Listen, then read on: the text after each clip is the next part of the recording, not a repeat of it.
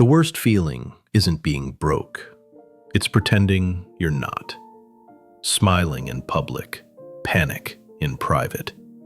No cash, maxed out credit, and a future that feels overdue. This is the story of Lucas, and if you wake up every day feeling behind, smiling on the outside, panicking on the inside, then this story is for you.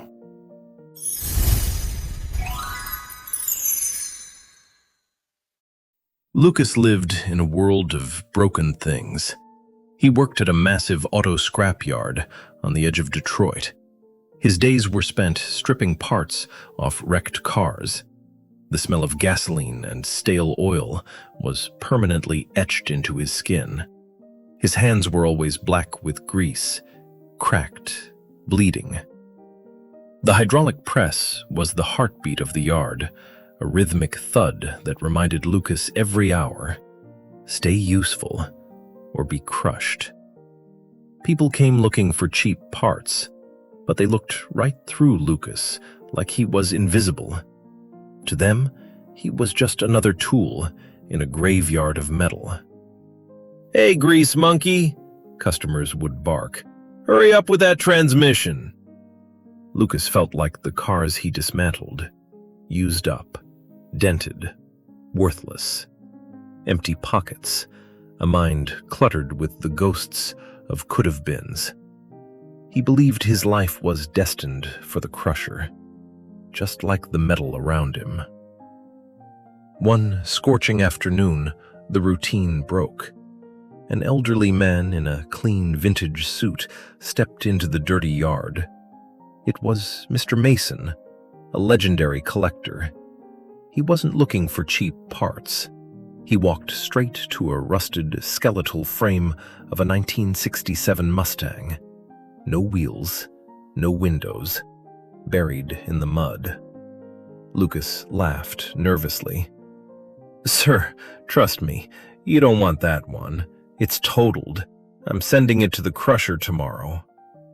Mr. Mason ran his hand gently across the rusted hood, like it was precious. "You have a good eye for metal, Lucas," he said softly, "but a terrible eye for value. You see rust. I see a chassis that survived 50 years of storms. You see a wreck. I see a legacy, waiting for a craftsman who refuses to quit." He looked Lucas straight in the eye. "People are like these cars, son. Life lets us rust. We get dented. We break down. And society is quick to throw us away. But value isn't about the paint job. It's about character.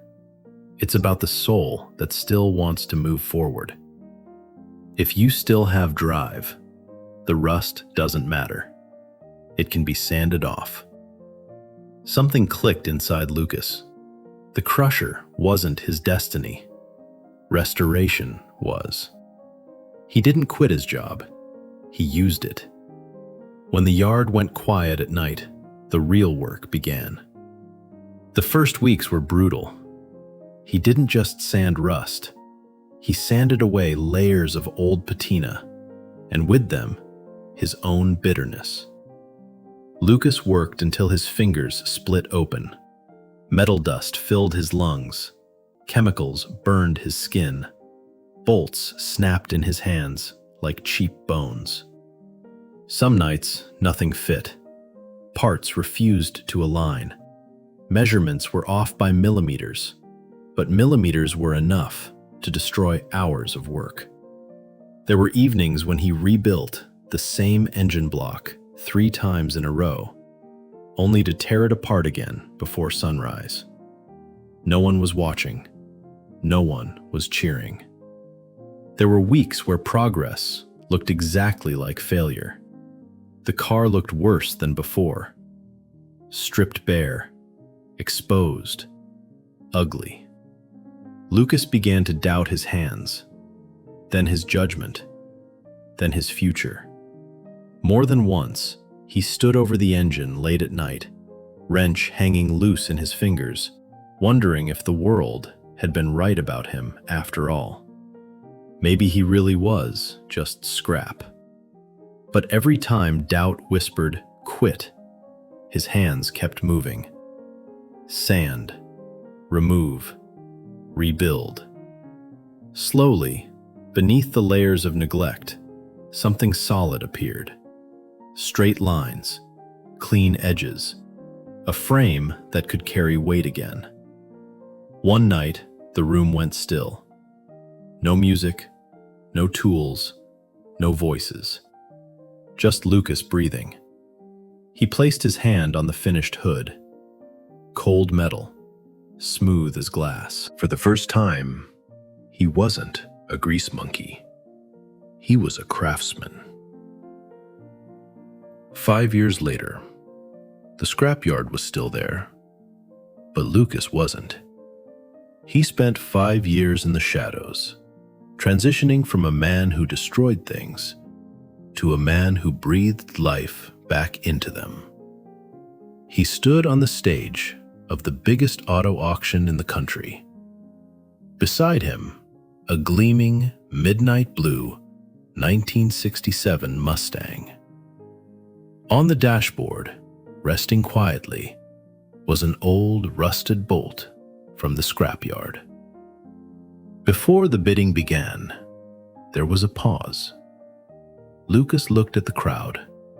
Hundreds of faces. None of them knew the nights, the failures, the rust in his lungs. The engine roared to life, a deep, aggressive growl that shook the floor. Bidding started. 50,000, 100,000, 300,000. Going once, going twice. Sold. $500,000. Lucas didn't raise his arms, didn't smile. He just exhaled. Lucas didn't just restore a car. He restored his life. Maybe today you feel like that rusted frame, ignored, discarded, left out in the rain. But rust is surface level. Your potential is the engine underneath. Start your restoration. Strip away the layers of who they said you were. And when your moment comes, be ready to roar. This is Life Tales. Value yourself. Start today.